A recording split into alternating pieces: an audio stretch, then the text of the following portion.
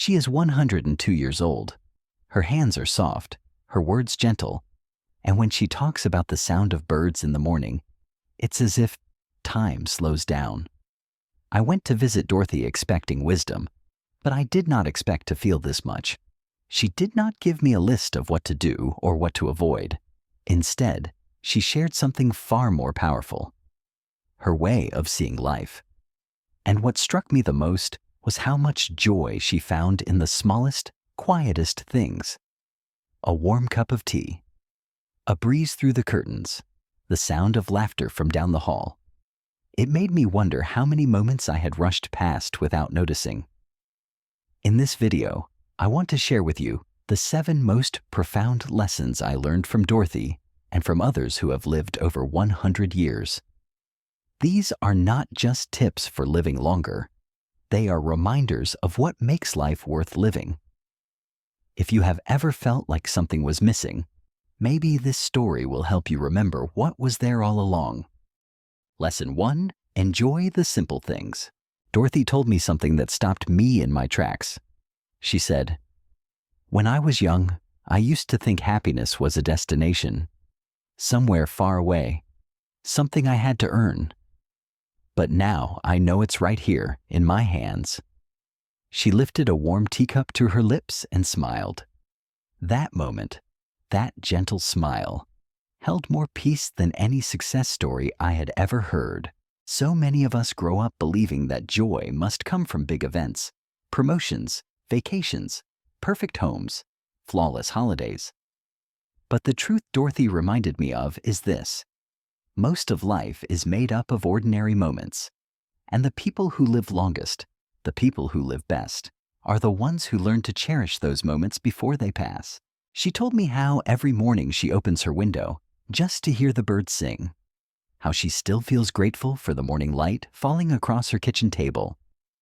"I don't need noise or crowds anymore," she said. "Just fresh air and a clean cup." And she's not the only one. According to research by Age Brilliantly, many people over the age of 100 have something in common. They've learned not to stress over the small stuff. And more importantly, they've discovered that happiness doesn't have to be earned. It can be noticed. One man in the study, age 103, said his favorite part of the day was feeding his cat and watching the sunlight hit the wall at 7:30 a.m. That was it. That was enough. These stories are powerful because they challenge the world's definition of success. In a culture that's constantly pushing us to do more, be more, and own more, it takes real wisdom to say, "This is enough. This moment is full." And maybe that's the lesson here. Maybe joy isn't a reward at the end of a hard road. Maybe it's the soft grass under your feet on the way there. Maybe it's the way your coffee smells in the morning, or the way a grandchild holds your hand without letting go. Dorothy's life isn't full of trophies or fancy vacations, but it is full of smiles, simple routines, and memories that smell like cinnamon and sound like laughter. She reminded me that happiness doesn't always shout. Sometimes it whispers, and if we're not paying attention, we might miss it. So the next time you're drinking tea, sitting by a window, or just breathing in a quiet moment, don't rush through it. Pause. Listen. Let it fill you. Because one day those will be the moments that mean the most. Lesson 2: self-reflection and self-awareness. Dorothy looked at me one afternoon and said, "I used to fill my days with noise. I wanted to be someone. I wanted people to see me a certain way, but now, I just want to understand myself." That line stayed with me for days. Because if we're being honest, so many of us spend our lives chasing roles: parent, worker, leader, achiever, and sometimes we forget to ask the most basic question: who am I underneath it all? Dorothy spends time each evening sitting in her chair near the window. No television, no distractions, just quiet. And in that quiet, she reflects. She told me, "It's where I forgive myself. It's where I remember things I forgot I loved. It's where I learn who I still am."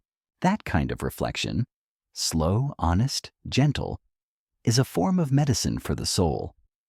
And many people who live past 100 have found comfort in it. In one article titled, "Lessons from a Centenarian," a woman shared, "Finding comfort being alone means finding comfort in yourself." That line is so simple, yet so deep. We live in a world where solitude is often seen as loneliness. But Dorothy taught me that being alone can be a gift, a space where your soul finally has room to speak. And the more time you spend with yourself, the less approval you need from others.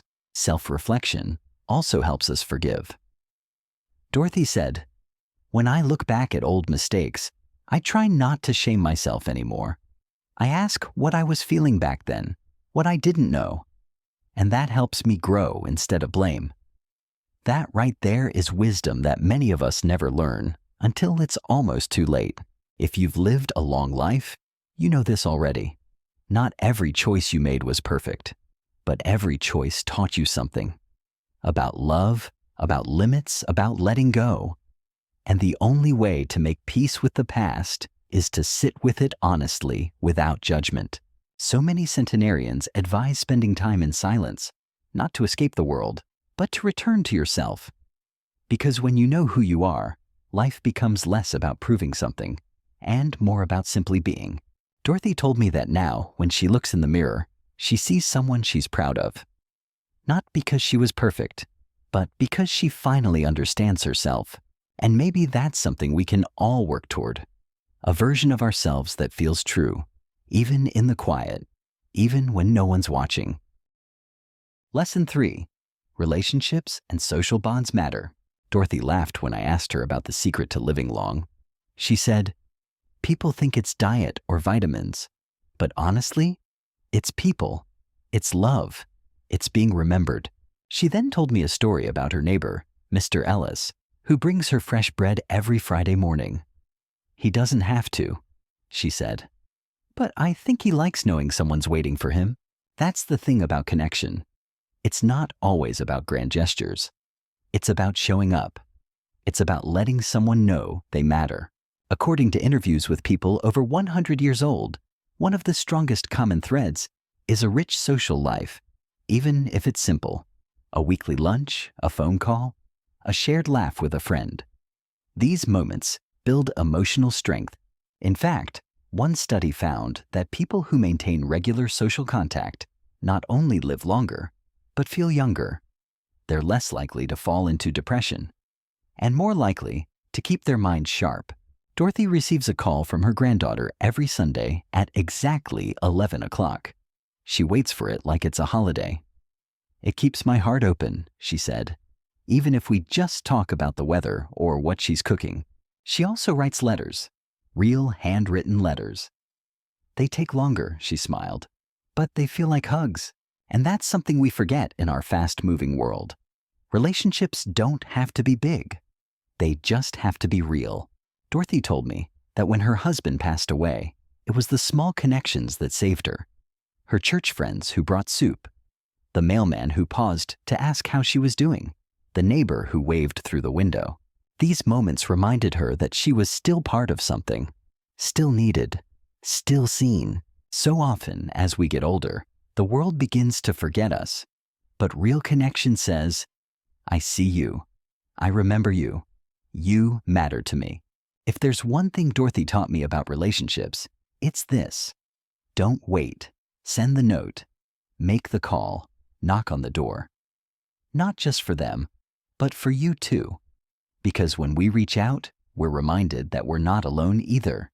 And in the end, maybe the greatest measure of a life well lived is how many hearts we touched, how many people smiled because we existed.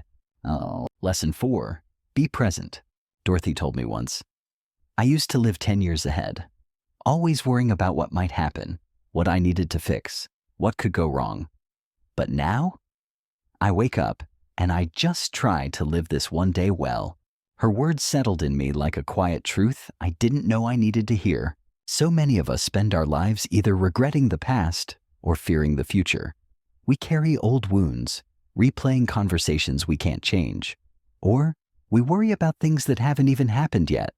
Our health, our loved ones, the world. And while our minds are racing in every direction, the present, the only place where life is actually happening, passes us by unnoticed. But people like Dorothy, people who have lived over 100 years, understand something most of us miss. The only place where peace exists is right now, not in yesterday's sorrow, not in tomorrow's fear, but in this exact moment, in the breath you're taking, the chair you're sitting in, the sound of your own heartbeat. Dorothy told me about her daily ritual. Every morning before breakfast, she opens the front door and just stands there. I feel the air, she said. I listen to the wind. I smell the morning. I try not to think, just be. It's such a small habit, so simple. But when she talks about it, her eyes light up like she's found some hidden treasure the rest of us walked right past. And she's not alone in this. In interviews with centenarians around the world, from Okinawa to Italy to the blue zones of Costa Rica, the most commonly repeated advice was this: live each day fully, be present, enjoy ordinary moments. One man, age 104, said, "I don't have time to worry anymore. I'm too busy living." That line made me smile, because maybe that's the goal. Not to eliminate worry entirely, but to stop letting it steal the life we still have left. Dorothy told me that even pain feels different when you stay in the present. When I ache, she said, I notice it, I name it, and I breathe through it, but I don't fight it. I don't fear it. I just let it be. That level of peace only comes from a life spent learning to stay grounded in now. Being present doesn't mean we ignore reality. It means we choose to fully enter the moment we're in, to taste our food, to listen deeply to a friend, to look someone in the eye when we say thank you. It means putting the phone down, turning off the noise, and simply showing up to our own life. Sometimes, presence is letting the sunlight touch your face without needing to photograph it. Sometimes, it's sitting in silence without trying to fill it. Other times, it's just breathing, one breath in, one breath out, and reminding yourself that you are still here. Dorothy says that when you live like that, even time feels different. The days are slower now, she told me, but in the best way. I notice things I used to miss: birds, smells, the way the light moves. And when I asked her what she would say to younger people who feel like life is rushing past them, she smiled and said, "Sit still, just for a minute. You might be surprised how beautiful your life already is." Oh. Lesson 5. A positive mindset and the power of letting go. One afternoon, Dorothy and I were sitting on her porch, and out of nowhere she said, "You know what used to steal years from me? Holding on to things I should have let go of." She paused, looked out toward her rose bushes, and continued. Anger, guilt, old arguments. They do not just live in your mind. They live in your body. They weigh you down. She is not wrong. There is something heavy about bitterness, something that sits inside you, quietly draining your energy, your joy, your peace. And the truth is, many of us carry it without even knowing. Dorothy told me about a fight she had with her sister. It was over something small, she admitted, but neither of us would back down. And before I knew it, 2 years had passed, then 5, then 10. We lost all that time. Her voice trembled as she said, "By the time I picked up the phone, it was too late. She was gone." She took a deep breath and added, "You think you will always have time to make it right, but you don't." That is why I tell people now, forgive fast, love loud, and let go of the things that keep you from sleeping at night. Letting go is not about forgetting. It is not about pretending nothing happened.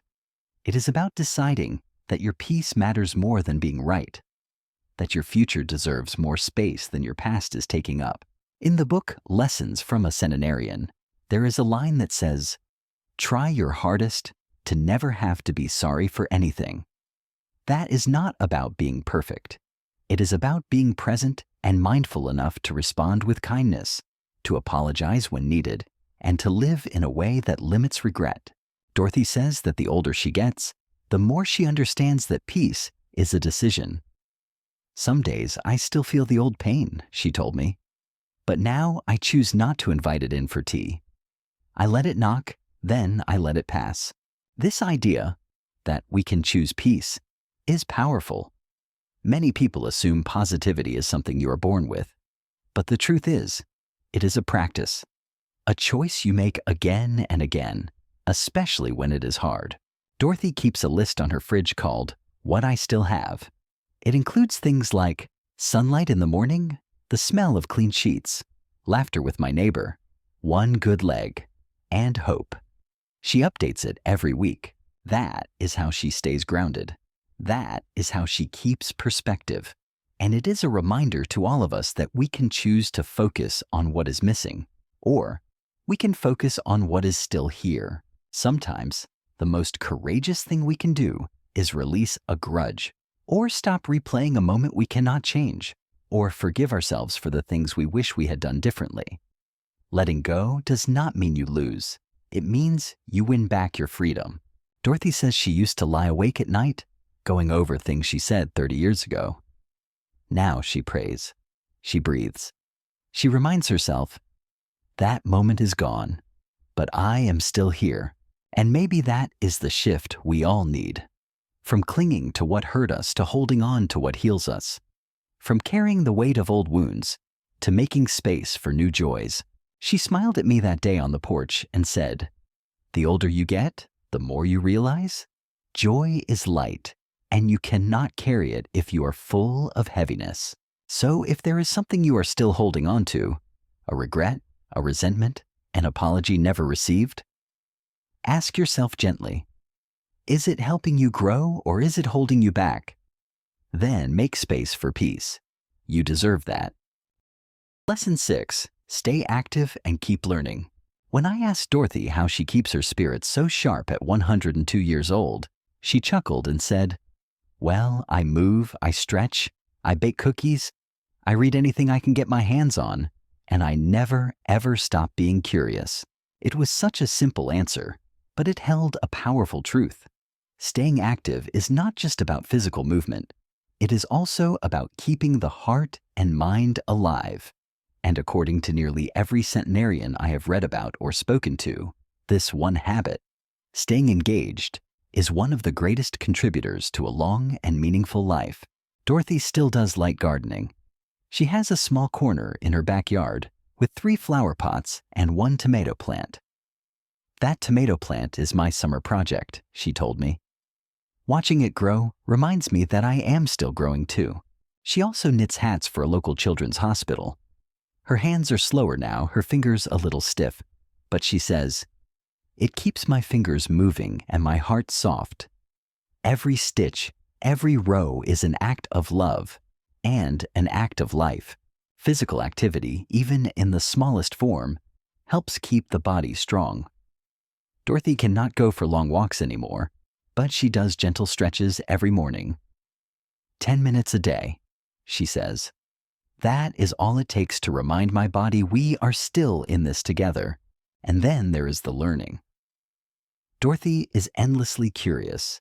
She reads cookbooks, listens to audiobooks about history, and even joined a virtual poetry group through her local library.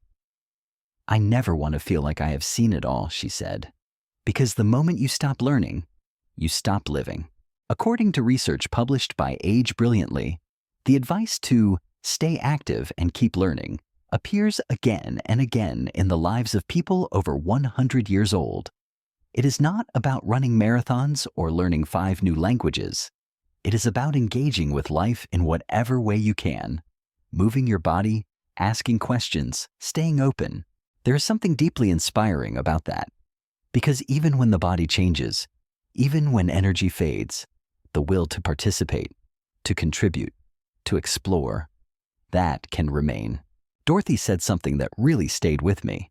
She said, every day I do something that reminds me I am still capable. I might not be fast, I might not be strong, but I am still me, and I still matter. That kind of mindset is not just motivational, it is medicine. Studies have shown that seniors who stay physically and mentally active are less likely to suffer from depression, dementia, or loneliness. And even more importantly, they report higher levels of joy and purpose. Dorothy also has what she calls mini goals. Nothing grand or flashy. Things like bake banana bread by Friday or learn a new word this week. She writes them down and checks them off like they are gold stars on the fridge of life. And in a way, they are. Because every goal, no matter how small, is a sign of hope. It is easy, especially as we grow older, to feel like the best years are behind us. But Dorothy proves that there is still so much ahead, so much to do, so much to learn, so many ways to keep showing up for ourselves and for the world. She told me, "I do not move like I used to. I do not remember names like I used to. But I still learn something every single day. And that, to me, is proof that I am still very much alive. So if you have a body that can move, even just a little, move it. If you have a mind that can think, read, dream, feed it. Stay curious. Stay engaged. Stay present in the dance of life. Because no matter how old you are still becoming. You're still blooming. And you are still needed." Lesson 7. Have purpose. Find a reason to wake up each day. Dorothy wakes up every morning at exactly 6:30. She stretches her arms, opens her bedroom window, and says hello to the day. Then she feeds her cat, waters her 3 flower pots, and brews a cup of tea. When I asked her what keeps her going, she looked at me, smiled, and said, "I still have things to do." It sounds simple, but it is everything. Having a purpose, even a small one, gives meaning to the day. It gives the heart something to lean toward. And according to Dorothy, and many others who have lived over 100 years, it is one of the quiet secrets to a long and satisfying life. Purpose does not have to be something big or dramatic. It does not have to be a job title or a world-changing mission. It can be baking a pie for the neighbors, teaching your great-grandchild how to play cards, reading a book and sharing what you learned, smiling at someone who needs it. Dorothy told me, "My purpose used to be raising my children. Then it was caring for my husband when he fell ill. And now it is sharing what I have learned and keeping my hands busy with kindness." She writes cards for people in her church. She keeps a notebook of people to pray for. She remembers birthdays, even for people who have forgotten hers. And she keeps showing up, not because anyone expects her to, but because it brings her joy. In the blue zones, regions of the world where people live the longest, researchers found that a shared characteristic among centenarians is having a clear reason to get up in the morning. Whether it is caring for grandchildren, tending to animals, cooking for loved ones, or maintaining a small garden, these simple tasks keep the soul awake. One man, aged 102, put it like this: "When you stop having a reason to get out of bed, your body starts to believe it's not needed anymore." That line struck me deeply. Dorothy shared that she sometimes feels lonely. The house is quiet. Many of her friends are gone. But what keeps her grounded, even in the silence, is knowing that her presence still matters. "Even if I only talk to one person today," she said, "maybe that one person needed me." Purpose can be humble. It can be soft-spoken. But it is always powerful. It connects us to life in ways we often overlook. Some days, Dorothy bakes cookies and drops them off at the local community center. Other days, her only task is to make her bed and say a kind word to the mail carrier. "Small things," she said, "but they make the day feel full." And that is what purpose really is. Not something to achieve, but something to live into. A way of being present and intentional with your time, your energy, and your heart. As we grow older, the roles we used to hold might fade. The responsibilities may shift. But the need for purpose never leaves us. In fact, it becomes even more important. Because when we feel useful, we feel alive. Dorothy says the key is to keep asking yourself, what can I give today? Not in a way that depletes you, but in a way that reminds you that you are still part of something bigger than yourself. So if you have been feeling a little lost lately, a little unsure of where you fit, start small. Find one reason to get up tomorrow, one person to call, one small act of kindness to offer, one task that gives you meaning. Because you matter. Your time matters. Your presence, your voice, your life, they all still have purpose. Dorothy looked me in the eyes that day and said, I do not need to be needed by the whole world. I just need to matter to one person, one plant, one morning. And for me, that is enough. Let that be your reminder too. Purpose does not have to be loud. It just has to be yours.